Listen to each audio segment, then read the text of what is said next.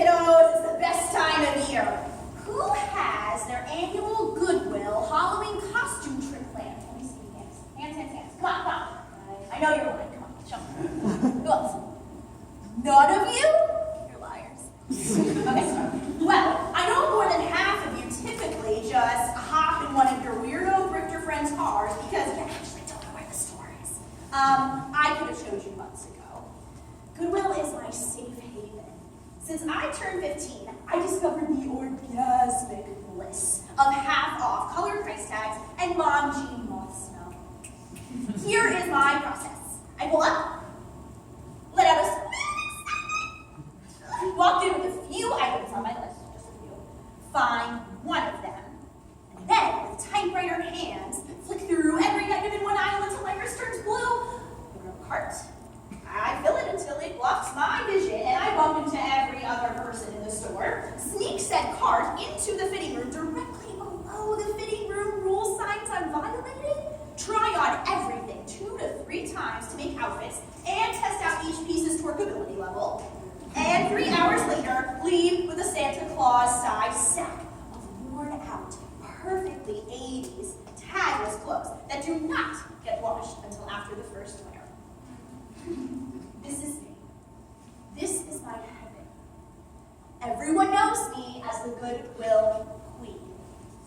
After tonight, I want everyone to call me the Goodwill Gender Fuckery Goddess. Yes. For the next few minutes, just pretend 5 years old, sitting in my cart, small enough and prepared to navigate the mind of a genderqueer thrift shopper. I always gravitate toward the women's section. At first.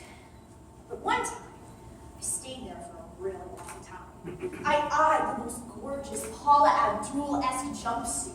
I picked it up, and gross amounts of glitter just showered down on me, but I was too busy nuzzling the shoulder pads to notice.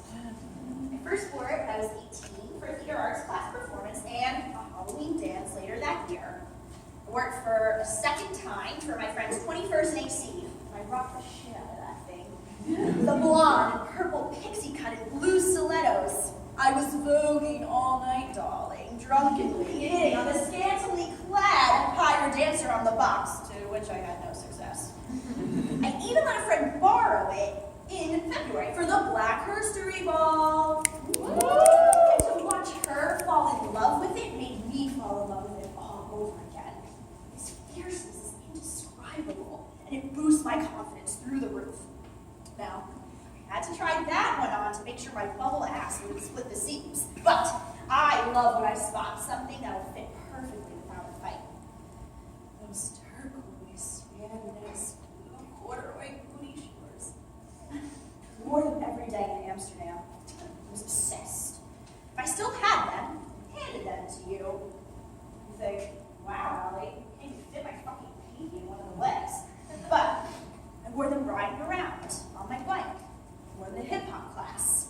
My thick thighs were just hanging out, soaking up the sun and hot-filled air. I even made out with the prettiest Dutch girl on top of a piano all night long at one of the most famous gay bars in town.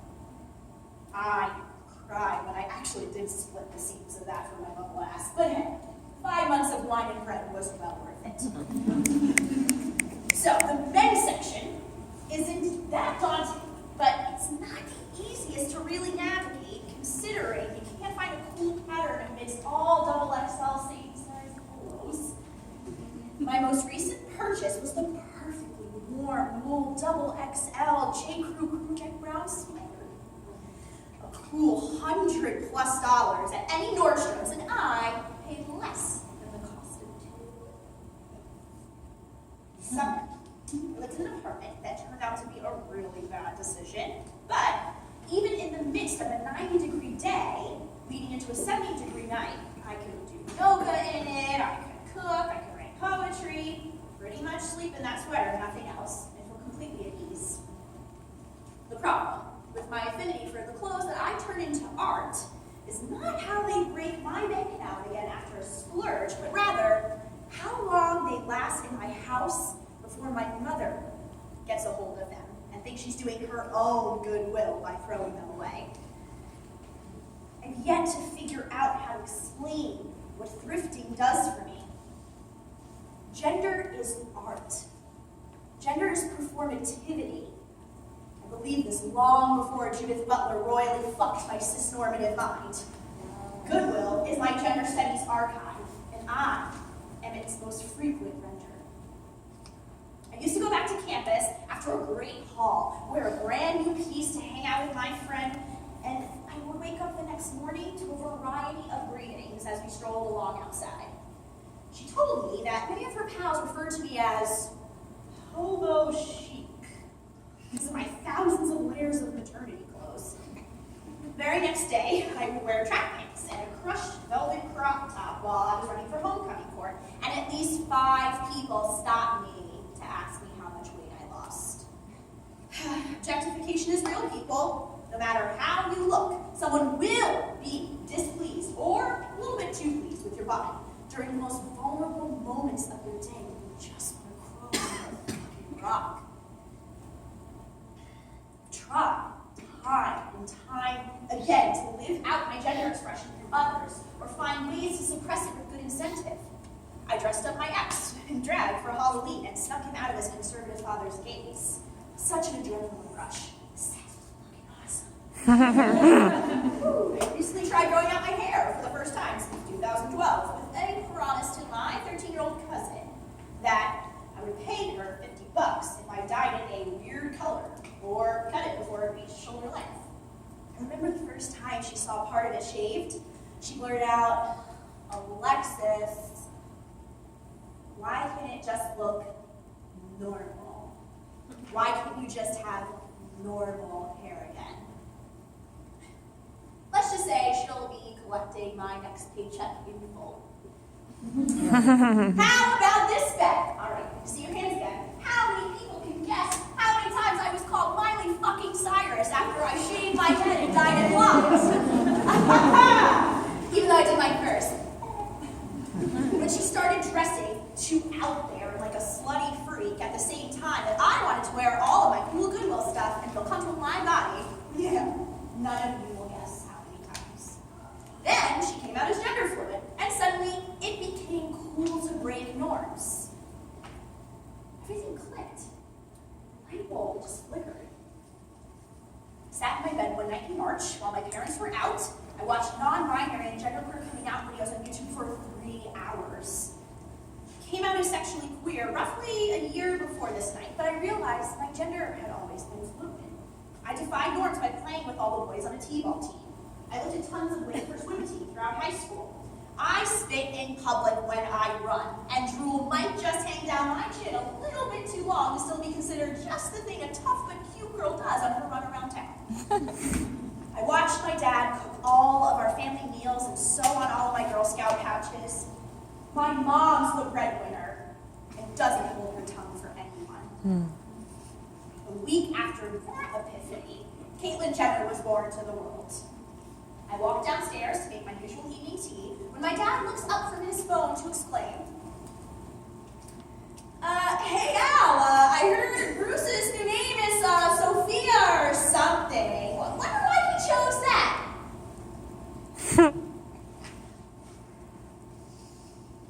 Took the deepest breath I possibly could. And I actually responded to the Bruce sitting in my living room saying, "Shit." "Well, I've known him as Brewster. We don't really know the name yet. So to me it's just a he." Dad, she is coming out as a woman. And honestly, they haven't even announced their name and pronouns yet, so we should just use they to be safe and inclusive, huh?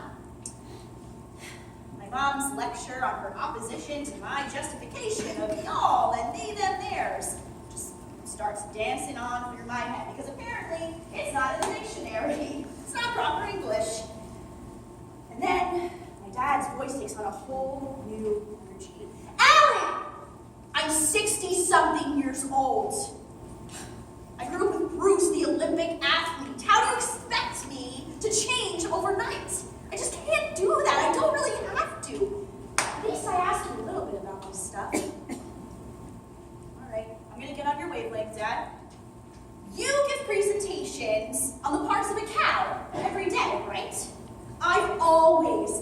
sat down for dinner and paid attention as you excitedly rambled on about the kind of cow's ass that we just threw on the grill. Why, when a topic comes up that I've been educated about since I was 15 and teaching everyone else, why do I get cut off? Why do you hold me at arm's length? The silence just swept through the air, almost like the eerie last noise coming out of a cow's mouth before it's killed. Go up to my room and stare at my body in a double-sided mirror. My body naturally lines with the crevice that splits it in two, making me into the funhouse clown I know myself to be.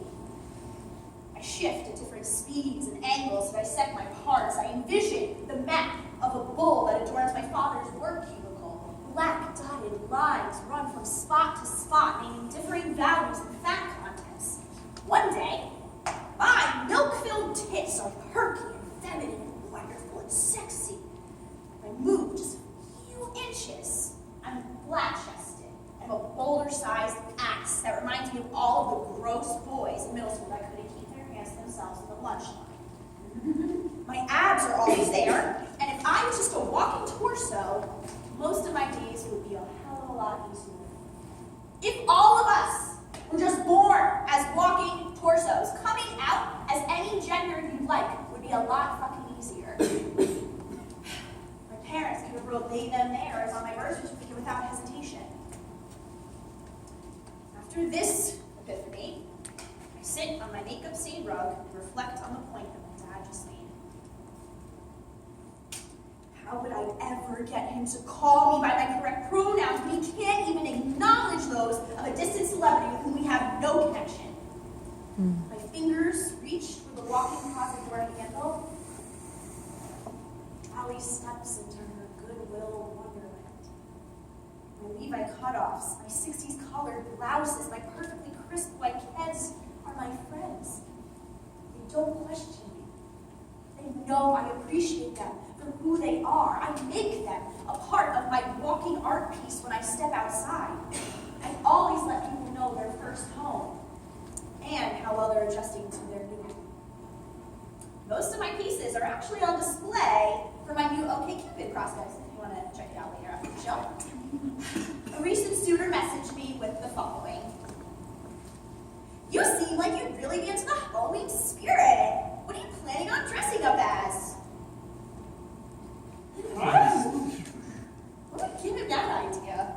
My cat eye glasses, my orange lipstick, my septum clip, my overalls cupping my perfect ass cheeks. I'm not a character for your consumption. Unless we're talking about values. Goodwill, it's my art studio, and I am its sole artist. I am walking art. I perform every day. I want you to feel confused when you look at me, so you can empathize with all the experiences I have with mirrors wherever I go. So, before you all plan on taking that trip to Goodwill that I know you're lying about for your Halloween costume, and maybe to get an ugly sweater for a shitty frat house party you're just gonna spill jungle juice on, remember this. That store holds my every joy and insecurity. My smiles are permanently etched into those mirrors, and my tears forever stained on that fitting room bench. Your costume shop is my sanctuary. You perform just a few times a year, while my performance is my reality. Allie the alien just landed from Planet Goodwill. They will never know who they really are. They'll just